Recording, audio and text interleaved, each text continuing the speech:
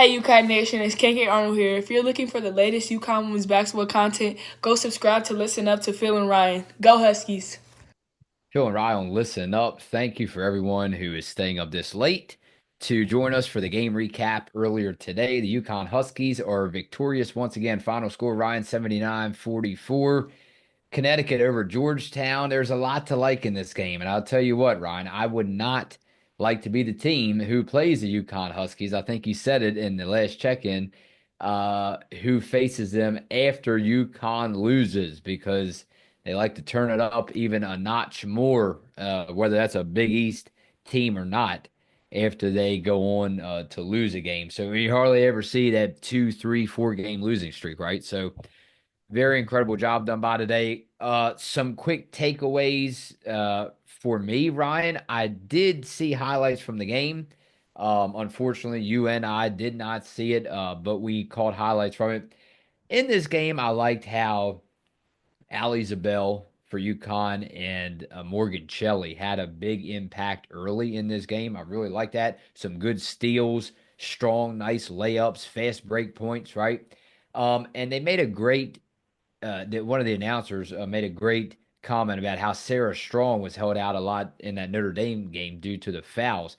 And you saw how the offense kind of changed, right? I wouldn't say it went cold, but Sarah Strong today, obviously, I love how she can heat up from inside and then you just pass her the ball outside of the perimeter and she just drains threes all day. Like, I don't think that you and I really thought Sarah Strong to be this two-dimensional kind of player so early in her career. Doesn't look like a freshman at all, and that's a good thing.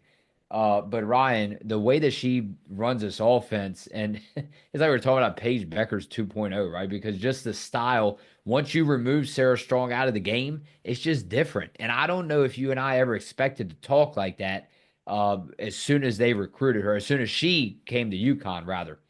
Some other takeaways very quickly, and I'll turn it over to you. KK Arnold did another incredible job today. I talked about watch her heat up as the season goes along. Kind of a slow start for her as the season started, but I think that KK Arnold will, in fact, get better and better as the season goes along. And obviously, Paige Bueckers, Ryan did Paige Bueckers things today. She led with 24 points, 2 rebounds, 2 assists. And again, a lot of ball movement, and that's what I really like. Credit Georgetown, right? I saw early in the first half, they stuck around for a while with UConn. So again, the score doesn't show that, but if you're not aware, Ryan, yeah, they did stick around for a while. They came out pretty hot behind the perimeter, shooting threes herself. I saw a comment, maybe I'll see it as you go look through here about UConn not such a strong job behind the 3 point line this season. Look, I was going to mention that on this game recap tonight, but I kind of can't because they shot threes pretty well. UConn, that is. So, Ryan, well, again, we know what Beckers is capable of, but when you talk about some other players like Zabel had some nice ones, Chelly had a nice 3 pointer, I believe, and Shade even got more involved again. She scored 9. So, you look at this roster and you look at the offense today, Ryan. And I think it's what we expected, obviously. But again, you want to turn up the notch a little bit more after a loss, and I think that's what they did today. Yeah, I think it was definitely a good bounce back win, kind of what we were expecting. I'm glad we didn't have to come on and say that, Georgetown kept it close and, UConn was kind of struggling to pull away. So I'm glad UConn got the job done today. I think another all-around good game from everybody. Of course, like you mentioned, Paige Bueckers did what we all know that she can do. So I think it was a good bounce back game from her after the Notre Dame loss. Sarah Strong, again, another outstanding performance, another double double. I'm sure she'll probably win another Big East Freshman of the Week award. Yeah, and I think Morgan Shelley, Ali Zabel coming off the bench. I know Gino was talking about Morgan Shelley's activity level in the post game interview, but I think both of them, Shelley and Zabel, coming off the bench today, obviously probably got a couple more minutes since it was a blowout type of game, but really like how they got involved and played pretty well. And I think for KK Arnold, it seems like she's getting more minutes in the last couple games. So I think really expect her to kind of heat up as we get into the second half stretch, I guess you could say, of the season almost. So, yeah, love to see KK Arnold keep getting those more minutes off the bench.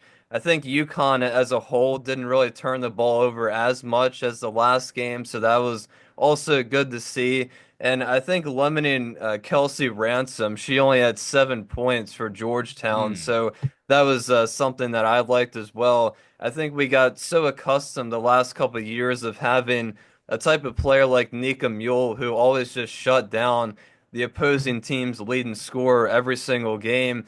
This year, we haven't really had that type of player be able to step up and really lock down the opposing team or the one threat that they have. But UConn today did a really good job of that. And I think the three pointers as well, they made 8 of them, which isn't too bad, but I would like to see the 3-point percentage go up just a little bit. Still not really as efficient as I think Gino and some of the coaches would like the Huskies to be from downtown. But I think overall today, pretty good win. Georgetown did keep it pretty close there in the first quarter. Then UConn kind of pulled away in the second quarter, outscored them 23-6. Then it wasn't really much of a game after that at halftime. But Kaylin Chen as well. The last thing I wanted to say, Kaylin Chen, only 3 points. So she's kind of been up and down, I think, for UConn this season. So I would really love to see her kind of get in the groove. I think we kind of expected her to just fit right in with the team. I think she has. I think she has a lot of chemistry with the starting lineup and players like Paige getting the assists, but I would really love to see Kaylin Chen step up on the offensive side of things more often. All right, let's go. Jason D'Amico said Notre Dame fans literally trolled this UConn team with profanity and slurs as they were getting on their bus after the game. It was awful. I'm hoping that these kids have a short memory and will be able to come back strong and work on the things that will lead to success in March. Stay classy, Notre Dame fandom. Stay classy. Paige will remember this. See you in March. I don't expect to see AZ for a while. That sprain occurred with no contact. I think the injury is worse than what we are being told. Peace. Now, I will say this, Jason, I do believe you, but again, not to sound smart, if you could just please tell us where, if you don't mind, where you got the information from. But again, so you know how it is now, Jason. Everybody says, well, Phil and Rye are starting rumors. No, this is coming directly from the comment section. Jason D'Amico said it. So if you could just credit where you got the information, I would love to see where that came from. But we appreciate you letting us know. Well, I know the fans in Notre Dame were also shouting overrated when Paige Bueckers was shooting free throws, I believe. So, it's just that type of game. And when you go into a hostile environment, it happens everywhere you go. Especially for teams like UConn, when they go on the road, they get beaten by another team. But it's the But same this thing as this Ryan, this says profanity and slurs as they were getting on their bus after the game. When the clock hits zero, that's definitely obviously profanity and slurs are not tolerable anywhere. But yeah, no, we're not talking about in game. He goes as they were getting on the bus. That's not okay. Yeah, obviously there's no room for that after the game. You don't like to see that. If that is true, yeah, there's no room for that in any sport really, especially college basketball. But you would hope that wherever you go, home or away, the fans would be more respectful to the players. But I think that just goes to show the type of world that we live in today. So hopefully that's not true. But if it is, that just shows the disrespect that some of the Notre Dame fans had. But, it's the same type of environment when, teams come to UConn and the crowd gets wild in the stands. But definitely, like you said, when the clock hits zeros, there's definitely no room for that type of, those type of comments. All right, one more. Miles Angus, Ryan. Thank you, Miles. He says Caitlin Chen is good, very good. This team would be hurting without her. Is she a Lou Lopez Seneschal? No, she isn't. But the UConn team that Lou Lopez played for was not as talented as this year's team. This team has greater raw potential than any of our teams in recent years, so it is difficult to compare Caitlin to Lou. Lou was taller than Caitlin, but not as fast. You are comparing apples to oranges when you compare them. Good as she was, I do not think that Lou would be starting on this team because of the immediate needs of the team have changed with its overall personnel. It's a very good point. Thank you, Miles. Thank you. Yeah, and I mean, I think you could probably argue to start Lou Lopez over Ashlyn Shade, but either way, Mm. I mean, the UConn Huskies could definitely use Lou's 3-point shooting, that's for sure. But yeah, I think, obviously Kaylin Chen's a very good player. I think it's, taken her some time maybe to get adjusted to the type of environment that UConn plays in, but I would just like to see her get a little bit more involved on the offensive side of things. I know a couple games in the previous, she's had open shots and maybe, pass the ball. I would like to see her get a little bit more aggressive on the offensive side.